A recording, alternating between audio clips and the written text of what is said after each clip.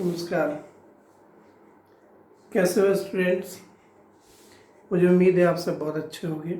मैं थोड़ा सा टाइम ले लिया, पहला लेक्चर दिया था आपको, उसके बाद 3-4 डेज़ मुझे लगता हो गए।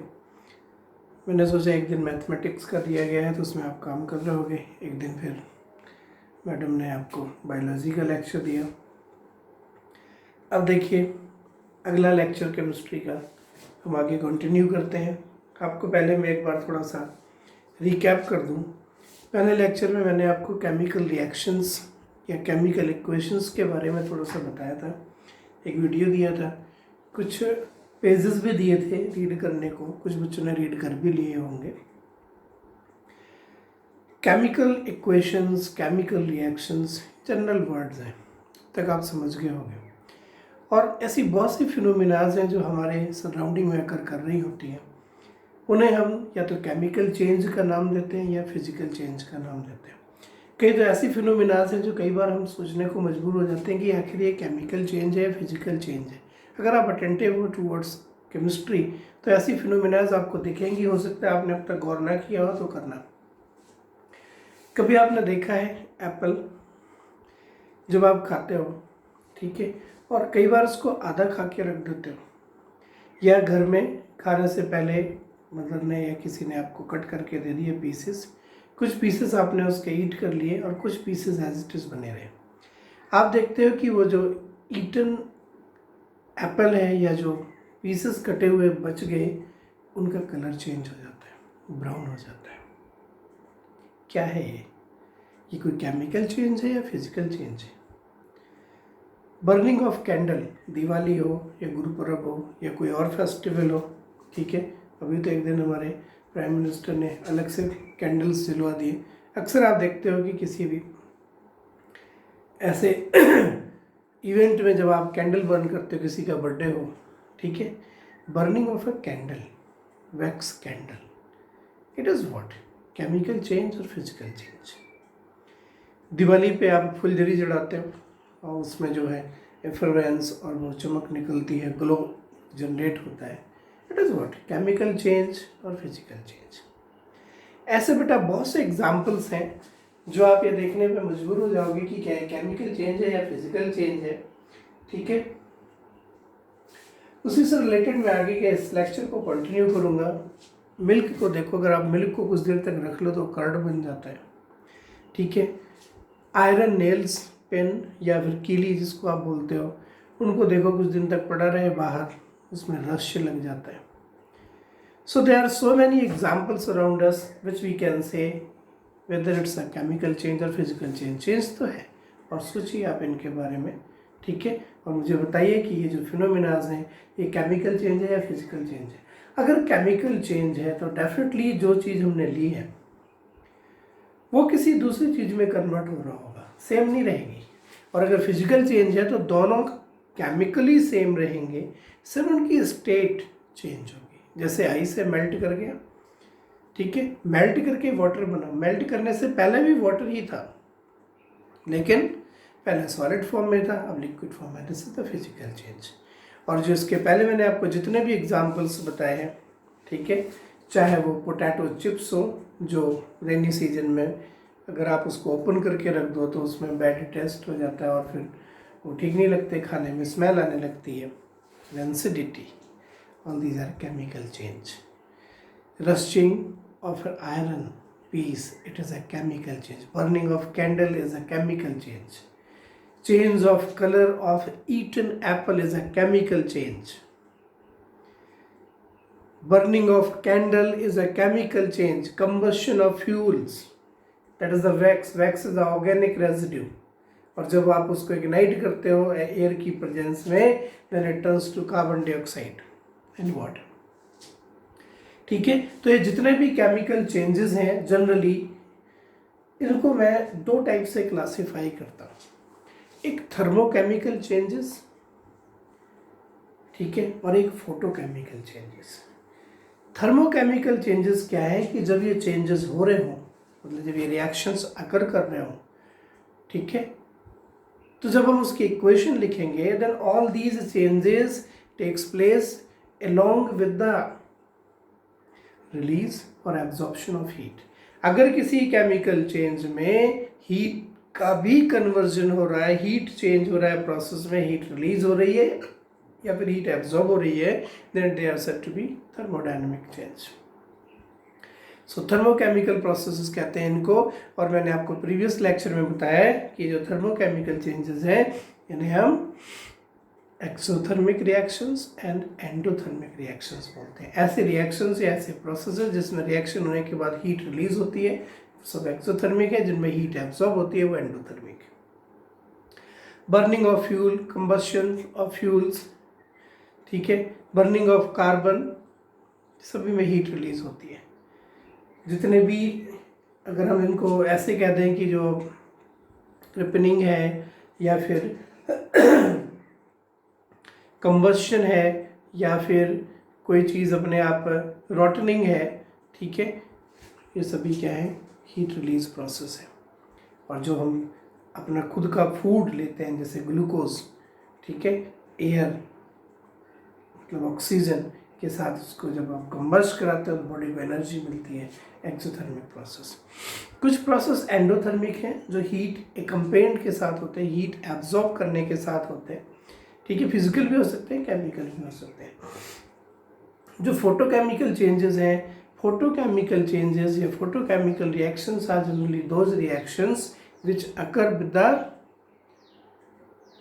occur in presence of sunlight, H nu, light, sunlight, इनकी प्रेजेंस में, इनकी पर्टिकुलर इंटेंसिटी और फ्रीक्वेंसी की प्रेजेंस में रिएक्शंस हो तो उन्हें फोटोकेमिकल रिएक्शंस बोलते हैं। And the well known reaction is the respiration, photosynthesis, not respiration, photosynthesis by plants. Plants in presence of sunlight releases oxygen, ठीक है। और भी तमाम ऐसे एग्जाम्पल्स हैं जो एंडोथर्मिक के भी होंगे, फोटोकेमिकल भी होंगे और एक्सोथर्मिक भी होंगे। बेटा जब आप केमिकल इक्वेशंस पढ़ते हो तो फिर बाद में आपके सिलेबस का ही एक पार्ट है, how can you balance the chemical equation. मुझे लगता है ये जो टॉपिक है ये स्टडी का टॉपिक है ही नहीं। How can you balance a chemical equation, ये भी कोई बात है। और आपके सिलेबस में वैसे तो बहुत से मेथड्स हैं लेकिन वो +1 में है। मेरे हिसाब से आपको हिट एंड ट्रायल मेथड आना चाहिए। अगर आपको हिट एंड ट्रायल मेथड आता है तो balancing of chemical equation is not a difficult task, ठीक है। Just try the equation, reactants, products, match करो दोनों तरफ। POAC ये कंसेप्ट बता रहा हूँ, प्रिंसिपल ऑफ एटॉमिक कंजर्वेशन। दोनों साइड के एटम्स चेक कर लो, इक्वल होने चाहिए, because you know atoms can not be created not be destroyed, ये कंजर्व रहते हैं। मैं कुछ यहाँ पे स्टेप्स लिख रहा हूँ क्योंकि आपने एग्जाम में लिख के आना होगा। Balancing of chemical equation, first write the equation in the word form. जैसे क्वेश्चन दिया है कि iron is heated with the water या steam, then oxide of iron, magnetic oxide of iron is formed and hydrogen is released. तो उसको पहले word form में लिख लो। इसके बाद मैं एक एग्जाम्पल बता दूंगा, वर्ड फॉर्म में लिख लो, फिर उसको केमिकल फॉर्मूले के फॉर्म में लिख लो, और इसके बाद देखो किस एटम के कितने नंबर्स है दोनों साइड, क्योंकि वो मैच नहीं हो रहे होंगे। तो आप पहले देखो सबसे ज़्यादा नंबर वाला एटम वाला कोई कंपाउंड है क्या, जो सबसे ज़्यादा नंबर वाला मॉलिक्यूल हो, कंपाउंड हो, उसके नंबर्स के अकॉर्डिंग बैलेंस करना शुरू करो और आप बैलेंस कर लोगे। Let's see example, let's see an example. Suppose आपको सब्जेक्टिव क्वेश्चन आ गया, देखते रहना, जस्ट लाइक अ क्लासरूम, साथ साथ चल रहा हूँ। ऐसा नहीं कि मैं पहले से पूरा छाप कर लिख के और फिर आपको जस्ट रीड करके बता दूँ, that is not a meaning of online classes. Online class भी ऐसी क्लास होनी चाहिए कि बच्चों को पता भी लगे कि हम कर क्या रहे हैं। जैसे क्वेश्चन आ गया, मैंने आपको कहा कि right a balanced chemical equation of following activity, ठीक है। पर activity is given,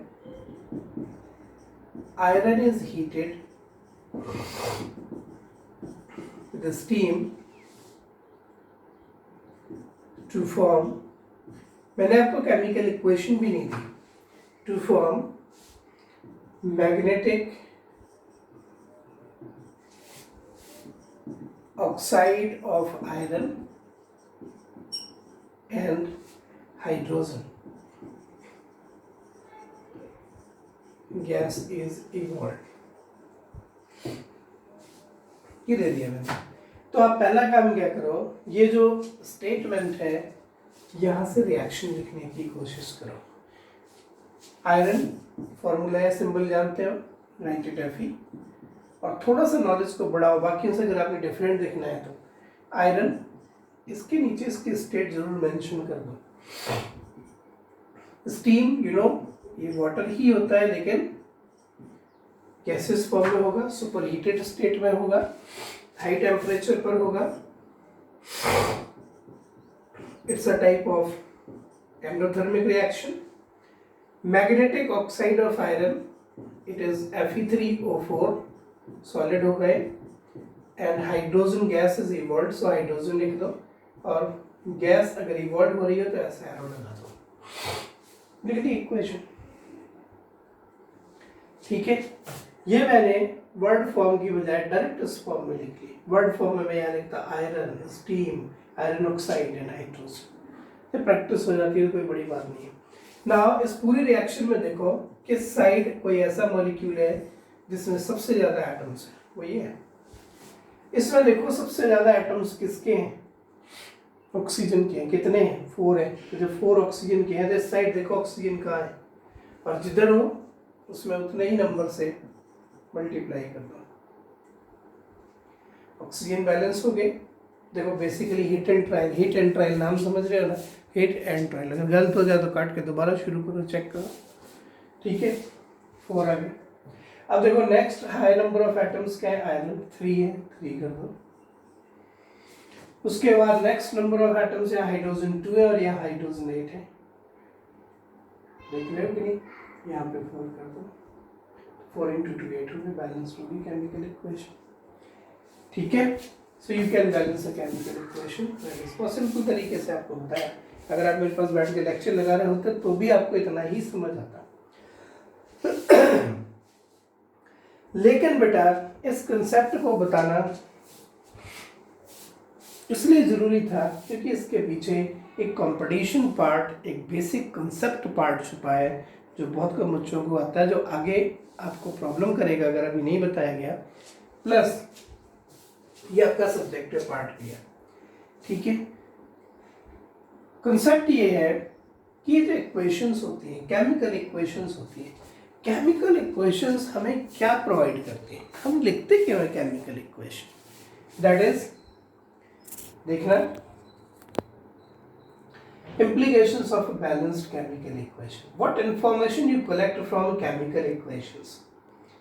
और यहाँ पे एक नया वर्ड आ रहा है, प्लीज ध्यान से देखिए, it's a concept of stoichiometry. Stoichiometry, STOICHIOMETRY। now what is the concept of stoichiometry, let's see। देखो अभी आप लोगों के पास बुक्स नहीं होंगी, वैसे बुक्स मिलनी शुरू हो जाएंगी 1-2 दिन में, बट जो भी बुक्स हो उनके थ्रू आप इसे पढ़ने की जरूर कोशिश करो। मैं सिलेबस से अलग नहीं जा रहा हूँ, सिलेबस के साथ ही चल रहा हूँ। अभी तो मैंने कोई ऐसा कंसेप्ट लिया ही नहीं कि ये फाउंडेशन है, एमटीएससी है, क्या है, उसका मैं आपको कंसेप्ट आज दूंगा लेक्चर के लास्ट में कि क्या कंसेप्ट है। So what is the meaning of term stoichiometry, ये वर्ड है। बट स्टोकियोमेट्री का मतलब है numerical analysis of a chemical equation. मतलब अभी आपको समझाता है इसका। स्टोकियोमेट्री का मतलब है quantitative relationship between amounts of reactants taken and form products। ये चीज स्टोइकियोमेट्री कहलाती है। न्यूमेरिकल एनालिसिस करना किसी केमिकल इक्वेशन का, that is the related with the stoichiometry. It's a branch of physical chemistry, very helpful. आपने 9th में मोल concept पढ़ा है, लेकिन जितना आपने मोल कंसेप्ट पढ़ा है ना वो कुछ भी नहीं है। जब तक आपको उसकी डेप्थ नहीं पता होगी, इसके क्वेश्चंस नहीं होंगे। इसलिए ये टॉपिक +1 में बहुत ज़्यादा डिटेल में है। अभी सिर्फ ये है कि स्टोइकियोमेट्री है क्या और इसकी इम्पोर्टेंस क्या है। इम्पोर्टेंस में आपको एक एग्जाम्पल लेके बता रहा हूँ, प्लीज ध्यान से सुनना और ध्यान से देखना। मैंने पहले कहा कि ईयरफोन लगा के बैठिए, नोटबुक कॉपी और पेन खोल के बैठिए। देखो बेटा, अभी मैंने एक इक्वेशन लिखी थी, जैसे iron, steam gives Fe3O4 solid and hydrogen gas is evolved।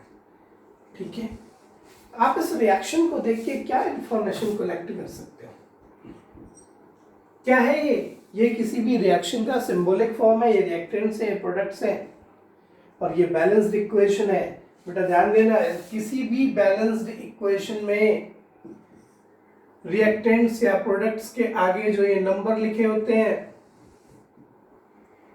these numbers are known as stoichiometric coefficients। 4, 1, 4, 3, these are what? stoichiometric coefficients। और इनका मीनिंग सिर्फ इतना है कि अगर आप if we take 3 moles iron, then we have to take 4 moles of water as a steam।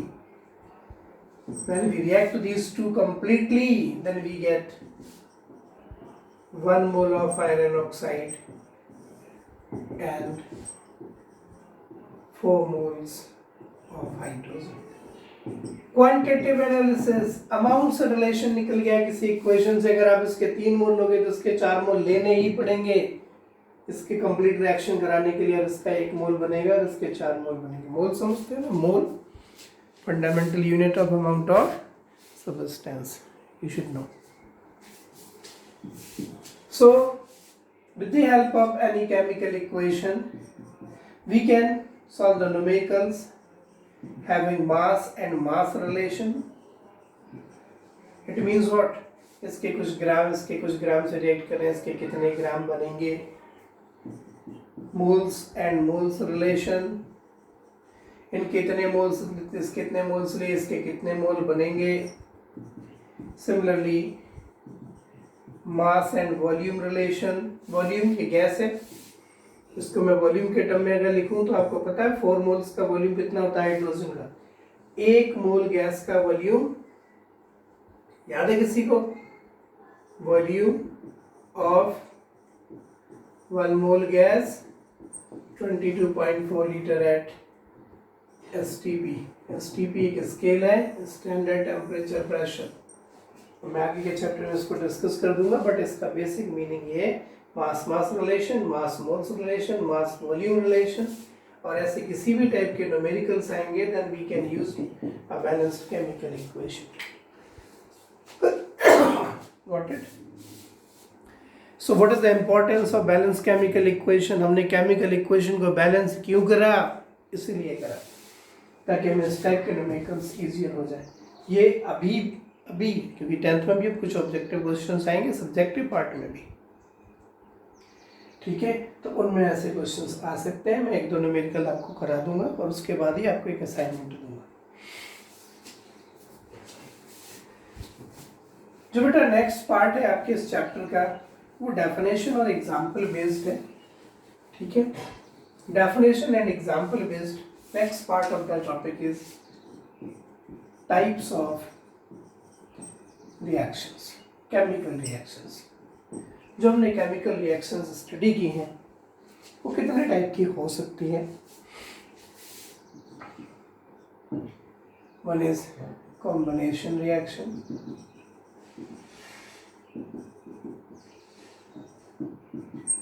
Displacement reaction, ये just as example आते हैं और डेफिनेशन आते हैं। डबल डिस्प्लेसमेंट रिएक्शन, एक नया टर्म यहाँ पे ऐड कर रहा हूँ, रिडॉक्स रिएक्शन, ठीक है। ऐसे तो प्रेसिपिटेशन रिएक्शन, जिसमें कोई प्रोडक्ट बन के फिल्ट्रेट हो रहा होगा, प्रेसिपिटेट हो रहा होगा, सेटल डाउन हो रहा होगा, ठीक है। Neutralisation reaction, acid base reaction, जिसमें न्यूट्रलाइजेशन हो रहा होगा, ठीक है। हो सकता है एडिशन रिएक्शन, तो मैंने ऊपर ही लिख देना चाहिए था, जिसमें ऐड हो रही हो चीजें।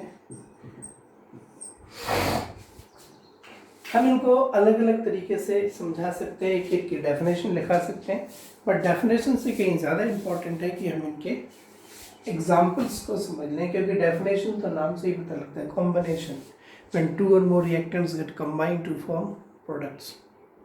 Displacement, when one reactant displaced to that one atom or element of the another reactant to form a product, कुछ इस टाइप का, ठीक है।